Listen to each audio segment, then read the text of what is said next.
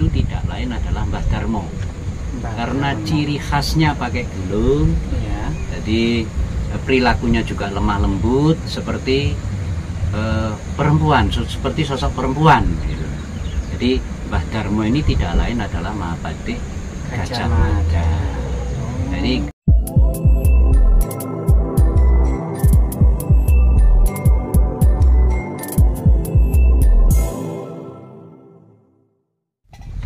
Jadi sangat luar biasa sekali pemirsa. Kali ini kita bersama Abah Cipto ya.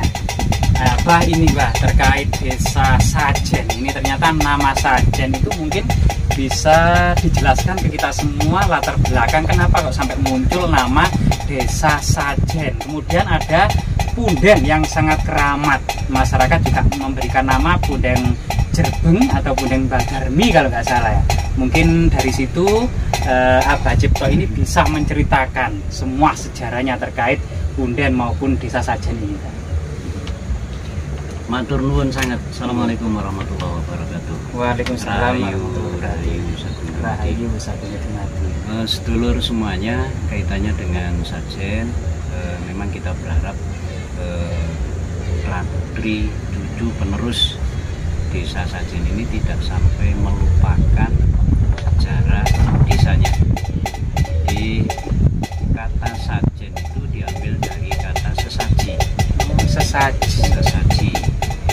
Jadi karena leluhur kami di desa Sajen itu kegemarannya adalah ketika setiap mau mempunyai hajat apapun harus melakukan ritual sesaji. Jadi dari kebiasaan itulah akhirnya untuk memudahkan penyebutannya ini adalah kalimat kata Sajen. Sajen itu berarti masyarakatnya senang memberikan sesaji.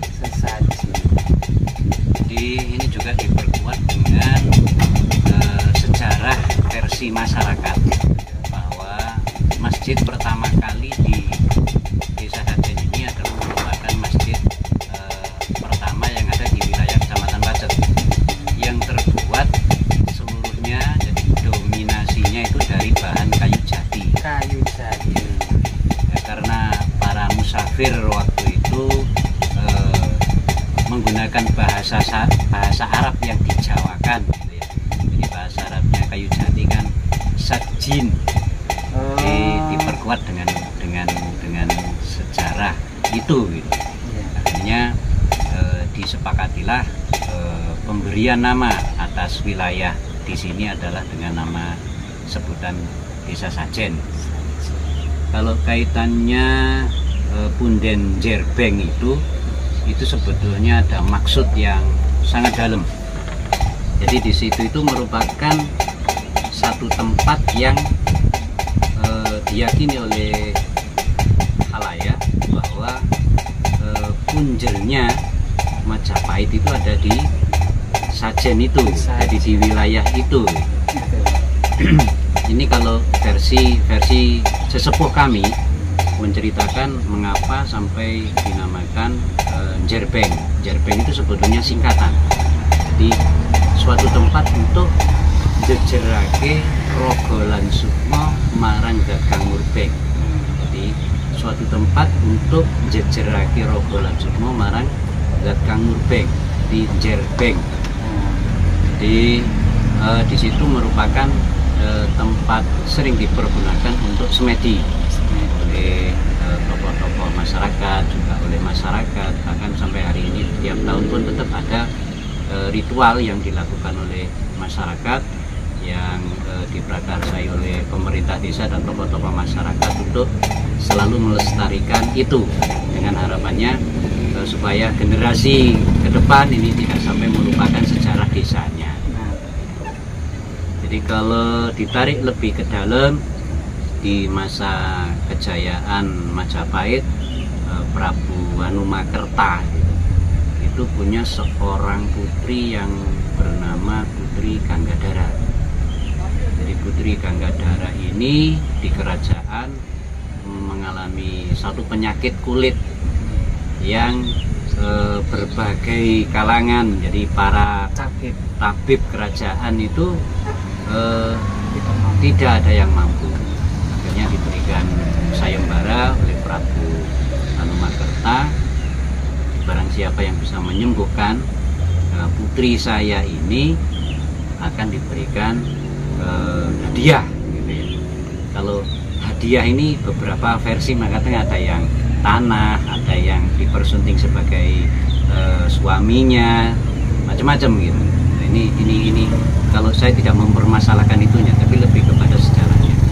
Ya, akhirnya ada salah satu tabib kerajaan yang mendapatkan mimpi, mendapatkan isyarat melalui mimpi bahwa obatnya sang putri Ganggadara ini ada di alam berupa sumber air panas belerang yang mempunyai kandungan belerang, yang kebetulan di sekitar sini adalah di sumber air panas yang saat ini untuk wisata, itu di Padusan. Jadi perjalanan ke air panas karena memang waktu itu juga berkuda, karena putri sendiri juga biasanya diperlakukan dengan serba manja, serba lingkungan istana lah, kemewahan dan seterusnya. Kecapean di tengah perjalanan, istirahatlah di satu tempat yang diyakini bahwa saat ini ya Jerbeng ini, di Punden Jerbeng. Jadi setelah istirahat sekian waktu, melanjutkan perjalanan ke air panas, ke sumber air panas.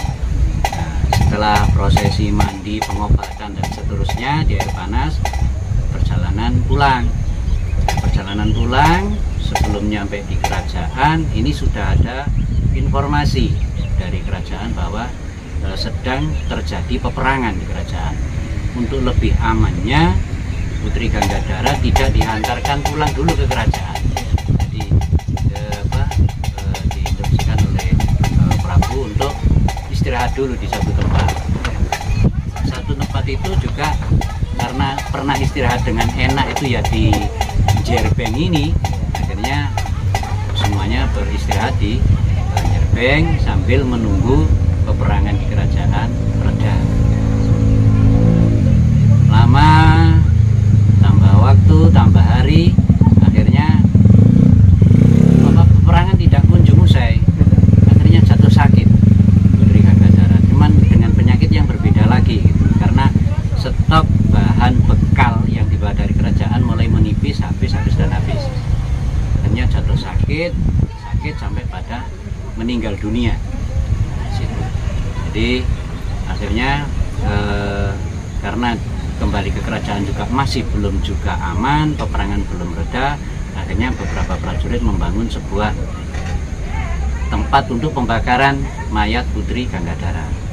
Kebetulan lokasinya juga berada di utara Desa Sajen, di Desa Kesiman Tengah, yang saat ini dinamai oleh masyarakat menjadi Candi Cungkup. Jadi bentuknya seperti dapur, tapi itu memang untuk pembakaran Putri Ganggadara. Jadi wujud fisiknya sampai hari ini masih dilestarikan di Desa Kesiman Tengah. Jadi dinamai dengan Candi Cungkup. Setelah pembakaran selesai, dilarung ke laut. Jadi itu secara singkatnya kaitannya dengan Jerbeng. Ya.